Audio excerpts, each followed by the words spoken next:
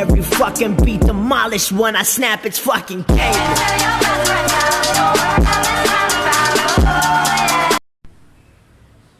Assalamualaikum warahmatullahi wabarakatuh. Bismillahirrahmanirrahim.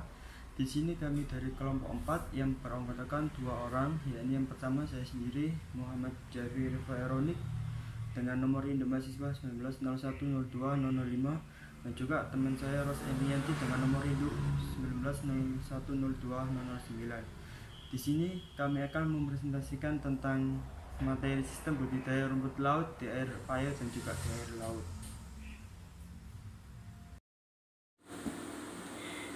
Seaweed, rumput laut atau seaweed atau yang biasa disebut ganggang alga merupakan tumbuhan berklorofil di mana seluruh bagian tanaman dapat menyerupai akar, batang, daun, atau buah, semuanya disebut talus. Itu menurut Mutalib dan Rahman tahun 2018. Untuk selanjutnya, rumput laut merupakan salah satu komoditas laut yang memiliki nilai ekonomis yang cukup tinggi. Hal ini disebabkan karena kandungan agar-agar maupun ceragian yang terdapat dalam rumput laut yang sangat diperlukan dalam industri obat-obatan, kosmetik, atau sebagai bahan proses produksi. Indonesia merupakan salah satu negara penghasil rumput laut terbesar di dunia pada tahun 2012. Produksi rumput laut budidaya Indonesia mencapai 5,9 juta ton, meningkat hampir 3 kali lipat sejak pada tahun 2008 yang sebesar 2,1 juta ton rumput laut itu sendiri dapat dihasilkan dari budidaya di laut seperti jenis Euchuma sp dan Kakapicus sp dan tabak seperti jenis Graciliria sp. Lokasi budidaya rumput laut pun banyak tersebar di daerah tengah dan timur Indonesia seperti daerah Sulawesi Selatan, Nusa Tenggara Barat, Nusa Tenggara Timur, Bali, Sulawesi Tenggara, Gorontalo, Sulawesi Tengah, Maluku, Jawa Timur, serta Banten. Untuk pemilihan lokasi budidaya sendiri, Indonesia memiliki beberapa keunggulan untuk pengembangan budidaya laut. Di antaranya adalah Indonesia terletak di daerah tropis dengan iklim yang relatif stabil dan banyak di wilayah yang sangat potensi untuk budidaya rumput laut. Itu menurut Rahadin Suardi Wardiyato dan Sutrisno pada tahun 2018. Menurut Ghazali pada tahun 2014, agar mendapatkan lokasi budidaya yang tepat harus mempertimbangkan faktor risiko, pencapaian, dan ekologis yang meliputi 1. Lokasi harus terlindung dari rumput laut. Lokasi harus terlindung dari terpaan angin dan gelombang yang besar untuk menghindari kerusakan fisik rumput laut. Yang kedua, dasar perairan yang baik bagi pertumbuhan rumput laut. Kakapicus sp adalah potongan karang mati bercampur dengan pasir karang. Untuk selanjutnya yakni kedalaman berkisar antara 30-50 cm pada surut rendah agar tidak mengalami kekeringan karena terkena sinar matahari secara langsung. Untuk yang selanjutnya, salinitas perairan kisar antara 28-34 ppt dengan nilai optimum 32 ppt. Yang selanjutnya, suhu perairan berkisar antara 27-30 derajat Celcius.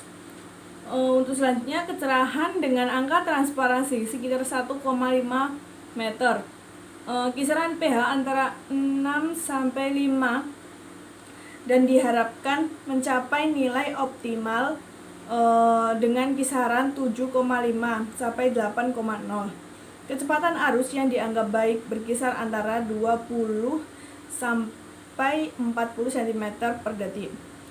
Yang terakhir, mudah dijangkau atau dekat dengan sarana dan prasarana dan serta transportasi. Untuk video selanjutnya ini membahas tentang metode budidaya rumput laut. Metode budidaya rumput laut ini memiliki ada beberapa metode untuk budidaya rumput laut. Yang pertama yakni metode lepas dasar. Untuk selanjutnya bisa dijelaskan sama Mas Rivo. Waktu dan tempat saya persilahkan. Selanjutnya, metode lepas dasar ini dilakukan dengan mengikatkan benih rumput laut yang diikat dengan tali rafia pada rentangan nilon atau jaring di atas dasar perairan dengan menggunakan pancang-pancang kayu. Metode ini terbagi atas 3, yakni yang pertama metode tunggal lepas dasar atau off bottom monolith method. Yang kedua adalah metode jaring lepas dasar atau off bottom net method, dan juga metode jaring lepas dasar berbentuk tabung atau off bottom tabular net method, yakni menurut Sinis pada tahun 2015. Sama dengan metode rakit apung, metode ini cocok untuk perairan dengan kedalaman kurang lebih 1,5 meter dan dasarnya terdiri dari pasir atau pasir berlumpur, menurut Solong pada tahun 2013. Selanjutnya, yakni metode rakit apung. Penanaman dengan metode ini, rakit apung yang digunakan terbuat dari bambu berukuran antara sekitar 2,5 kali 2,5 meter persegi hingga 7 kali 7 meter persegi bergantung pada ketersediaan bambu. Supaya rakit apung tidak terbawa oleh arus, maka rakit diikatkan pada patok kayu yang telah ditancapkan di dasar laut atau gunakan jangkar sebagai penahanan. Dalam memasang tali dan juga patok harus memperhitungkan faktor ombak, arus, dan juga pasang surut air. Metode rakit apung ini cocok dilakukan pada lokasi budidaya yang memiliki kedalaman sekitar 60 cm. Bahan-bahan yang diperlukan untuk budidaya dengan metode ini adalah yang pertama bibit, kemudian potongan bambu yang memiliki diameter sekitar 10 cm, potongan kayu penyiku yang memiliki diameter sekitar 5 cm, kemudian tali rafia, kemudian tali iris dengan diameter sekitar 4 mm dan juga 12 cm, kemudian serta jangkar besi atau bongkahan batu ataupun ratukan semen pasir.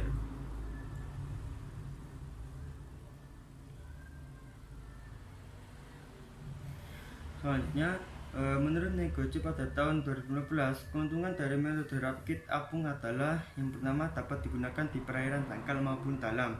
Yang kedua, dapat digunakan pada perairan dengan dasar berkarang. Yang ketiga, mudah dipindahkan.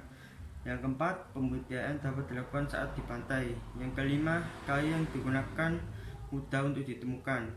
Dan terakhir adalah produksi lebih banyak. Sedangkan kekurangan dari metode ini adalah yang pertama membutuhkan bahan yang harus bisa mengapung, kemudian dapat rusak apabila terkena ombak besar, kemudian membutuhkan banyak tenaga untuk membawanya. Selanjutnya adalah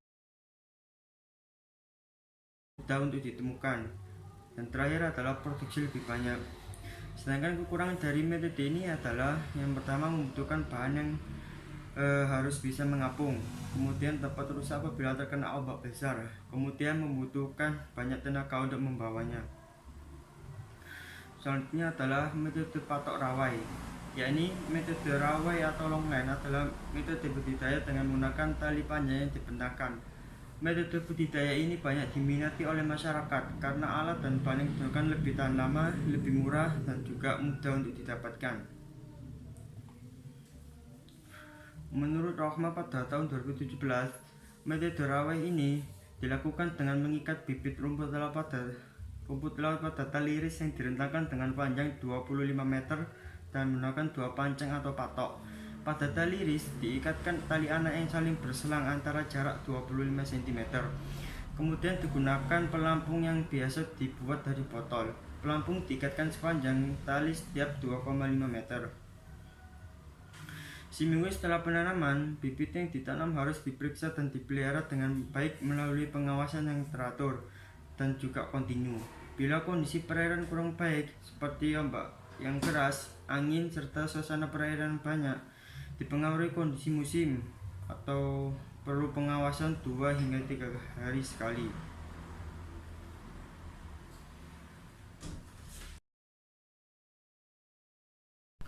Baik, sekian presentasi dari kelompok kami.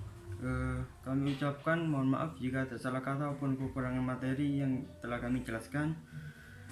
Terima kasih atas perhatiannya. Wassalamualaikum warahmatullahi wabarakatuh.